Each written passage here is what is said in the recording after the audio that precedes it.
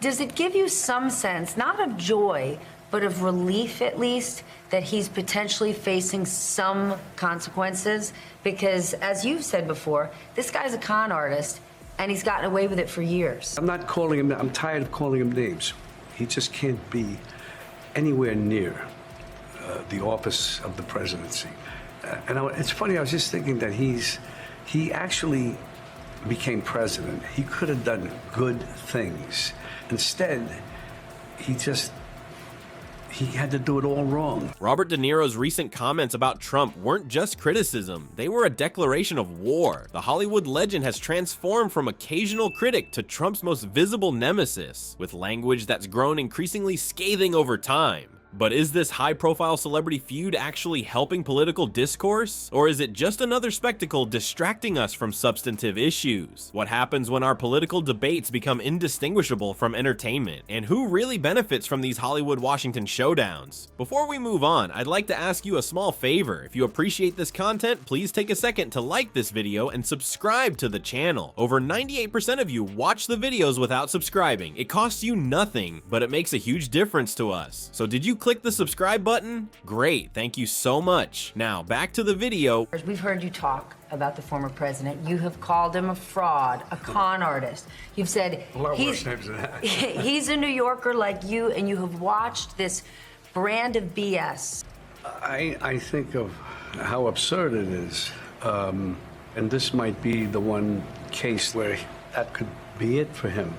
It's a state case. He's sick.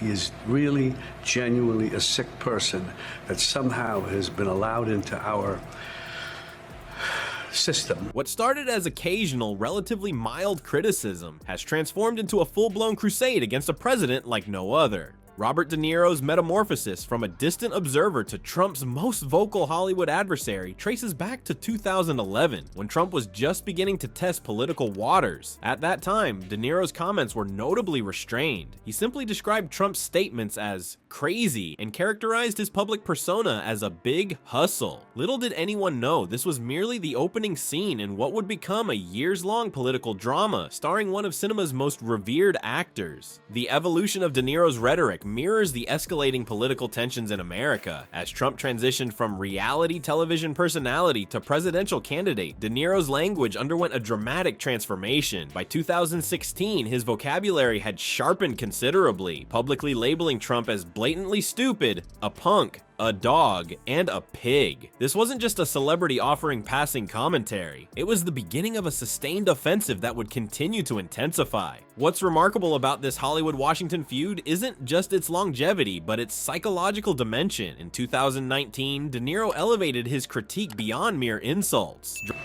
You've played a lot of bad guys. Would you ever play Donald Trump? Never. There's nothing about him. There's not one redeeming thing in him that I can see has been allowed into our system. And I'm tired of calling him names.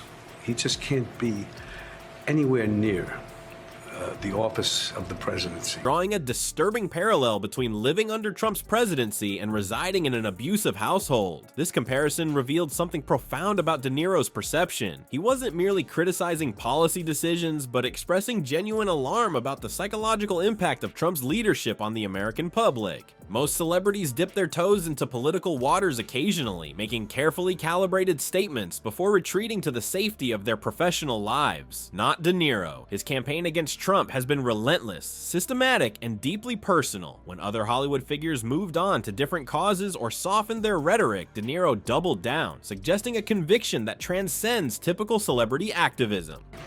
You've played a lot of bad guys. Would you ever play Donald Trump? Never. There's nothing about him. There's not one redeeming thing in him that I can see ever. I'm tired of calling him names. He just can't be anywhere near the office of the presidency. It's funny, I was just thinking that he actually became president. He could have done good things. Instead, he had to do it all wrong. The 2018 Tony Awards marked a watershed moment in this ongoing saga. Standing before a theater industry audience and millions of television viewers, De Niro abandoned all pretense of Hollywood decorum. I'm going to say one thing: fought Trump, he declared on live television, arms raised in defiance. The network censored the expletive, but the message resonated globally. This wasn't just another celebrity opinion, it was a declaration of war from one of America's most respected actors. The moment crystallized De Niro's transition from occasional critic to committed adversary. Perhaps most telling is De Niro's unprecedented appearance outside Trump's trial, a Hollywood legend physically positioning himself as a political activist in a way that breaks all conventional boundaries between entertainment and political engagement. This wasn't a casual statement on social media or a passing comment in an interview. It was a deliberate physical insertion of himself into the political narrative. What makes this feud particularly fascinating is the stark contrast in rhetorical approaches. De Niro, drawing on decades of studying human character and motivation, delivers articulate, psychologically nuanced critiques that attempt to dissect Trump's personality and motivations. Trump, meanwhile, responds with his trademark simplistic nickname-based retorts, calling De Niro punchy and dismissing him as a wacko. This disparity in communication styles exemplifies the broader cultural divide in American political discourse. While many observers might dismiss this as merely another celebrity feud, something more substantial drives De Niro's persistence. His sustained campaign suggests he genuinely views Trump not just as a political opponent with different ideas, but as an existential threat to American democracy itself. This perception transforms what might otherwise be dismissed as Hollywood grandstanding into something De Niro clearly views as civic duty. Yet this very intensity raises important questions about the blurring lines between entertainment and politics. When one of Hollywood's most recognizable faces becomes indistinguishable from political activists, what does this say about our political discourse? As audiences, are we evaluating these exchanges based on their substance or their entertainment value? And does the spectacle itself, regardless of the content, further erode the boundaries between serious political debate and celebrity culture? So here we are, at the intersection of Hollywood and Washington, where celebrity opinions have become political currency. The polling data doesn't lie. Celebrity endorsements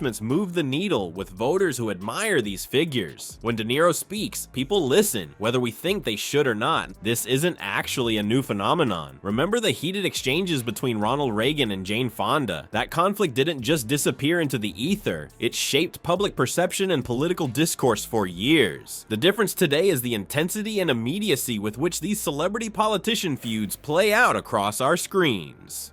What's truly concerning isn't just this particular battle between a legendary actor and a former president, it's what it represents. Have we reached a point where our political discourse is permanently entangled with celebrity culture? When substantive policy debates take a back seat to dramatic public confrontations, democracy suffers. The question isn't whether De Niro is right or Trump is wrong. It's whether we as citizens can distinguish between political entertainment and the serious business of governance.